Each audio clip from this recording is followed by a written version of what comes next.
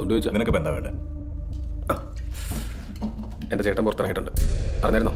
പുള്ളി എൻ്റെ അത്ര ഫണ്ണല്ല, ഇച്ചിരി വയലൻ്റാ. അറിയാം. മൂത്തോന് തന്നെയാണോ അവന് വേണ്ടത്?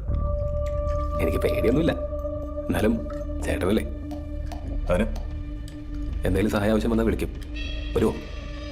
ഇയാളൊരു കൂട്ടം ചാടയാണ്, വരാന്ന് പറയടോ. അവനൊരു ഭ്രാന്തനാണ്. നിന്റെയൊക്കെ കുടുംബ പ്രശ്നത്തിൽ ഞാനെന്ന് പറയണം. ബ്രോ, നമ്മളൊക്കെ ഒരു കുടുംബമല്ലേ ബ്രോ? അല്ല ബ്രോ,